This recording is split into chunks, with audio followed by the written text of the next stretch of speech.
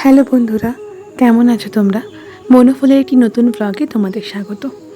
আজ একটু ঘুরতে গিয়েছিলাম কল্যাণীর একটি ক্যাফেতে। এটি কল্যাণী ঠিক নয়, মদনপুর এবং কল্যাণীর মাঝামাঝি জায়গাতে। তো এখানে যাওয়ার সময় ভাবিনি যে এখানকার খাবার দাবার এত ভালো হবে। তো আমরা গিয়ে ফার্স্টে ভেবেছিলাম স্ন্যাক্স খাবো, কিন্তু একটু হালকা হালকা খিদে পেয়েছিলো বলে আমরা মেন কোর্সেই গেছিলাম। তো যেহেতু খাওয়া দাওয়া করেই গেছিলাম, তাহলে সেই জন্য খুব একটা বেশি অর্ডার আমরা করিনি। আমরা তিনজন ছিলাম, তিনজনে মিলে একটা সেজওয়ান রাইস আর একটা হট গার্লিক চিকেন অর্ডার করেছিলাম।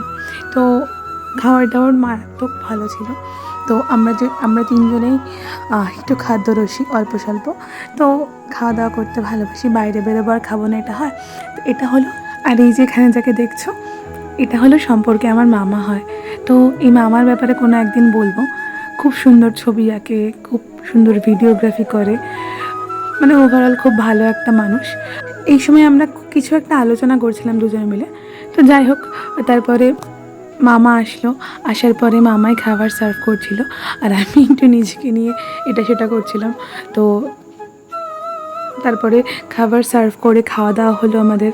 খাওয়া দাওয়া করতে করতে যেরকম একটু গল্প সল্প হয়, দেখো মামা কী সুন্দর করে খাবারটা সার্ভ করছিল। অ্যাকচুয়ালি মামা না হোটেল ম্যানেজমেন্ট পড়তো, তো মামার এগুলো প্র্যাকটিস আছে। মামার এই স্কিলটাও জানা হয়ে গেল। অনেক ভালো ভালো কথা বলে ফেলেছি। আসলে মানুষটা আদতেই সত্যি খুব ভালো মানুষ। আমি আসলে অতটা গুছিয়ে কথা বলতে পারি না, তবু মাঝে মাঝে মনে হয় না কারোর সম্বন্ধে বা কারোর সম্পর্কে কিছু কিছু কথা বলি। তো মামার সম্পর্কেও কোনো একদিন মামাকে নিয়ে একটা ব্লগ করব ছোট। তো যাই হোক, তো এইসব কথা বলতে বলতেই আমরা খাওয়া শুরু করলাম। আর খাওয়া শুরু করতে করতেই কখন যে খাওয়া শেষ হয়ে যায় এটাই বোঝা যায় না। তো আমি প্রথমেই বলেছিলাম যে আমরা খুব খাদ্যরসিক মানুষ। খুব যে রেস্টুরেন্টে খাই সেরকম না, তবে খাওয়া দাওয়া করি অল্প স্বল্প। তো সেজওয়ান রাইসটা খুব ভালো ছিল। আগেও অনেক জায়গায় সেজওয়ান রাইসটা খেয়েছি। তারপরে একটা জুস নিয়েছিলাম আমরা।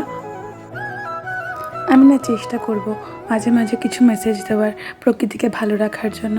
এই যে যেমন আজকে জায়গাটায় গেছিলাম, জায়গাটা তো সুন্দর লাগছে কেন বলো তো? চারিদিকটা এত সবুজ বলে। তোমরাও অনেক অনেক গাছ লাগাও, যাতে পৃথিবী আরও সুন্দর হয়।